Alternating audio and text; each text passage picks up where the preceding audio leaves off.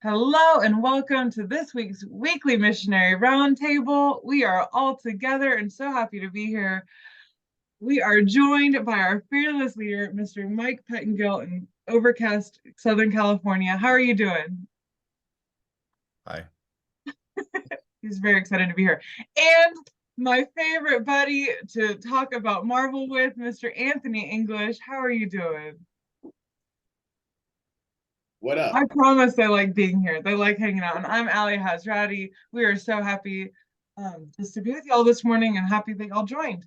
This Today we are going to we're going to interview Mr. Mike Pettengill because as many of you, I know, surprise, here we go. As many of y'all know, before he was the West Coast Hub Director, he served on the missionary field with his beautiful wife and daughter for over a decade. And so we just wanted to pick his brain about what it's like. If you're curious about the realness of what it's like to be on the mission field, go no further than Mr. Mike Pettengill. He will be very straightforward with you and honest about his experiences. So we wanted to pick your brain a little bit today, Mike.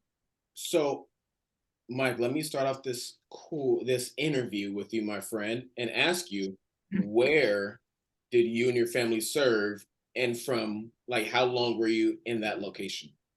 Our first 8 years, we served in Honduras in Central America.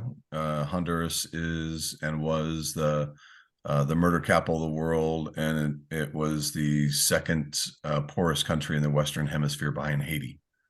And then after that, we went from there to Equatorial Guinea in Western Africa, which sounds like a big leap, but it's very different for sure culturally, but linguistically, it was very similar, as Equatorial Guinea is the only country in all of the continent of Africa where the people speak Spanish. Their heart language is Fang, F-A-N-G, but they speak Spanish in school and in business. And we served there for 2 years in Western Africa, and that is a super poor country.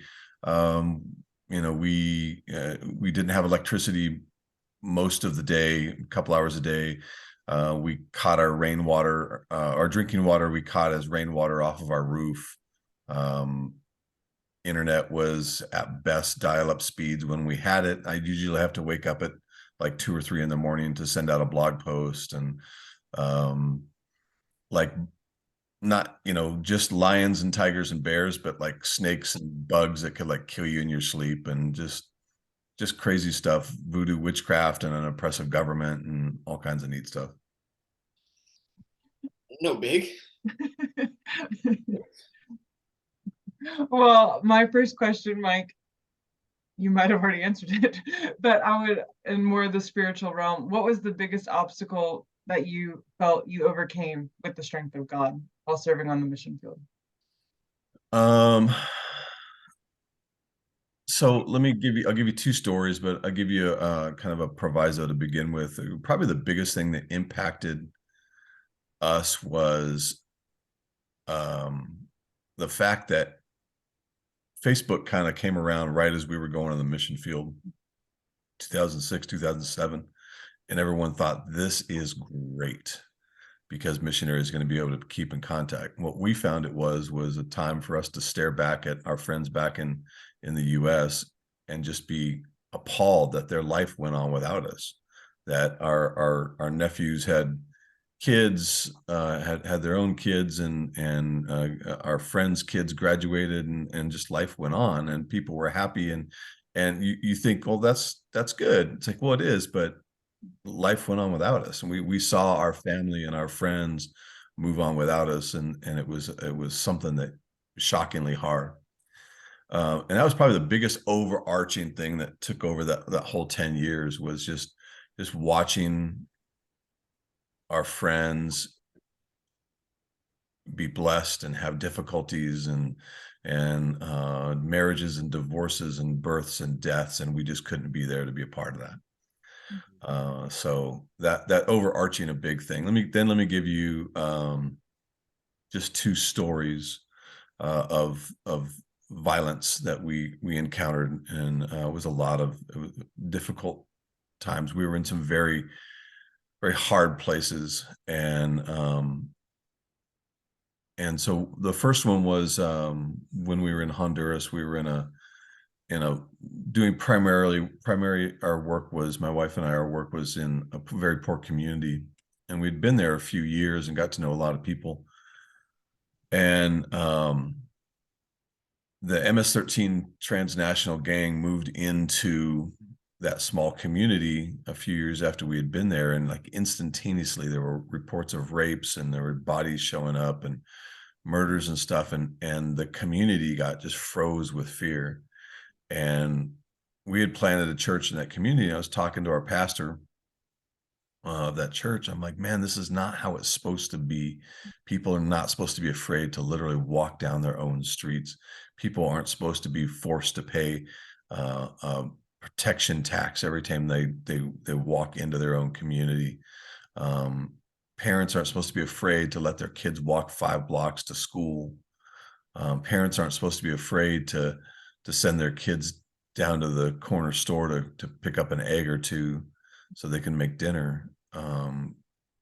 Kids shouldn't be concerned on whether they should be able to play soccer when times when they're out having fun. And so me and this pastor, we said, let's go talk to the gang.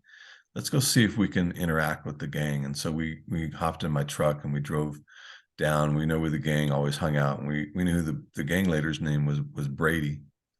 And we went and talked to one of the gang members and said, hey, you know where Brady is? We just want to talk with him. And like, yeah, I don't know, maybe he went over there, maybe he went over there, I'm not sure. So we went driving around looking for him. We didn't know this, but that dude got on the phone with Brady and said, hey, Brady, this white dude's looking for you, man. And Brady said, get the boys together and we'll confront him. And so we drove around. Oh, we can't find Brady. And all right, well, let's head back to the church and we'll get some stuff done. So we're driving back and we're like, oh, cool. There's the gang waiting for us. That's good. They all got together. So let's drive up and talk to them. And we get about 20 yards from them, and Brady and another guy pull out 9mm handguns and they point them at us. They drag me and the pastor from the pickup truck, put us on the ground, kick us, beat us, pistol whip us. And I'm looking under the truck, and my pastor's like a 5-foot tall dude, and he's just getting pummeled. And I mean, I'm 5'9". That's huge for Hondurans are small people. And I'm like, I'm not saying I'm not getting hurt, but all I can look at is him just bleeding and just getting kicked in the face and just watching this happen. And I'm not a brave dude, but for some reason I found myself putting my hands up in the universal sign of don't shoot. And I just, as I'm getting kicked and pistol whipped, and I got a gun pointed to my head, I'm like, tranquilo, tranquilo, relax, relax.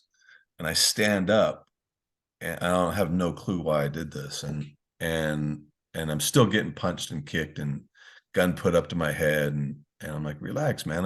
We just want to buy you guys some chips and some soda and sit down and talk. And they're like, who are you? I'm like, I'm a missionary. I'm the guy. My wife runs that clinic. We built a school. This is pastor who runs the school or runs the church. And the gang leader's like, yeah, okay, let's go talk. And so we went and bought chips and soda, and we sat down and we talked to the gang, shared Jesus, and had a good relationship with the gang from that point forward. And it sounds like, oh, Mike's a brave dude. Mike is not a brave dude. Mike didn't do, that's not Mike's role. So and we had an ongoing relationship with the gang for years, and brought a little bit of peace to the community. Some of the guys walked with the Lord's help, walked away from the gang, found the Lord. In fact, the guy who put the gun to my head was the first guy to come to Christ. The guy who put the gun, the Brady, the gang leader who put the gun to the pastor's head, he later came to Christ, fell back into the gang, came back to Christ, fell back into the gang, came back to Christ. But we saw some neat fruit, and that was hard. In Africa, my wife and I we were in a taxi in the capital city, and I was pretty frequently, I would put my phone outside the taxi window, and I would just tap, and I would just take pictures as we're driving around. And I'd get home and I just thumb through the pictures and delete, delete, delete. And I'm like, oh, that's a good one. Delete, delete. Oh, that's a good one. And I'd have just lots of really good life pictures that we'd post. And I didn't know this, but as we're driving past an intersection, there's an undercover cop car. And I didn't have a picture of it, but he didn't know that. So the cop, and I don't know he's a cop, pulls in front of the taxi, squeals his tires, and pulls out his pistol and says, "Those two guys in the back, the white people, get them out of the cab." And he's like, "What are you doing taking pictures? You're not allowed to take pictures of me. Who are you? You don't need to know who I am." I'm like, "Well, if I can't take pictures of you, then I need to know who you are." And he lifts up his shirt and he's got a pistol. He's like, "That's who I am." And he's like, "You don't take pictures of me." He's like, "Get in the car." And he wants me to get in his car, right? And I'm like, "Listen, just take the phone, man. Just if you're not happy with them, you're not allowed to take pictures of high officials in this country." "Well, who are you?" He's like, "I showed you who I am." And he's like, "Get in the car now." And so I looked at my wife. I'm like, "Get in the cab, and I'll catch up with you later." And she's like, "No, if you're going, I'm going." And so I hop in the front seat. She hops in the back seat. And the guy's just screaming and yelling and pushing me. And he mentions, he says, where Black Sands Beach is?" And what Black Sands Beach is, it's a prison where reporters and foreign nationals go and never get heard from again. And he's like, "Well, I think I might take you to Black Sands Beach." And I'm like, just trying to be calm, and why are you taking pictures, and what are you doing? And he's screaming at me and pushing me and yelling at me, and shows me his ID that says he's like National Secret Police or something like that. And he turns around real sweet to my wife and says, "Sweetheart, what do you think's going on here? What do you think we should do?" And so she's real calm and says, "Well, we take pictures because we like to pray for the people of your country, and we have people all over the world praying for your people." And so he drives around for 45 minutes, and he's threatening us, and he's trying to push me over the edge. And I'm like, I recognize that. So I'm real chill. And in English to my wife, so he speaks Spanish, and in English to my wife, I said, "At this next light, jump out of the car." And about 100 yards before that next light, he pulls the car over and he's like, "Okay, get out." And he just lets us go. So in both cases, we got humans and governments and people involved that just make things difficult. And that's how it always is. And it's just scary stuff. And missionaries have difficult stuff like that happen all the time. And our own Alli Hazrati was under didn't personally get bombed, but have bombs falling around her head, and stuff happens, man. You gotta love the Lord in all circumstances. We learned that Aaron's the brave one in these stories, right? Oh yeah, no, there's no question about that. My wife is kind of awesome. Anthony, you're on mute, sweetheart. I am on mute. I just noticed that. No, I said, you're definitely brave, because for me, it would have been oh my gosh, I'm not ready. Please don't. Please don't. I'm so sorry. So no, listen, that's amazing. Well, you kind of already answered one of the questions, which is like, I was going to ask, what's the story of you seeing of God working through your ministry? And you told us both a good and a bad. With the first story, the fact that the man who pointed a gun at your head will be in heaven, yes, because of Christ, but because of your ministry. I can't wait for these stories and the laughter in heaven. Like, Mike, remember that time I put a gun to your head? Crazy, right? And it's like, yeah. Who knows? Maybe the undercover cops, remember that time I threatened to take you somewhere and really do something to you? Yeah. Wild times on earth. Am I right? Am I right, y'all? I'll give you one more quick story, and we'll close out with that. And that's about a young boy. So my wife's a nurse and has a master's in public health, and so we'd bring doctors and nurses into both places we were in Equatorial Guinea and in Honduras. And we'd have special clinics to provide mercy ministry to people.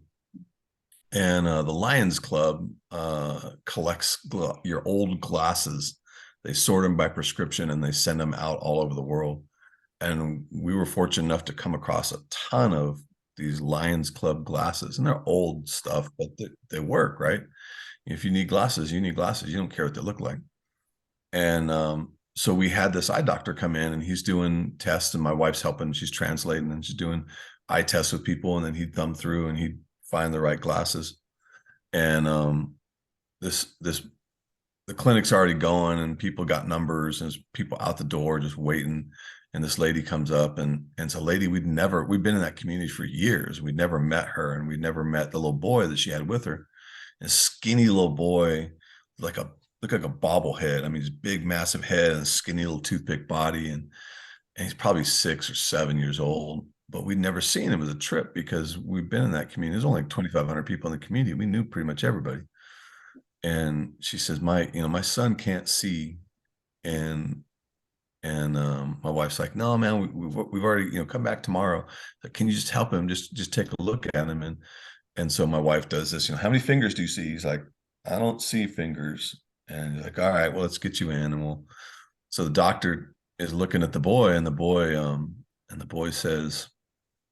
doctor says to my wife, says, hey, this kid is like kind of blind.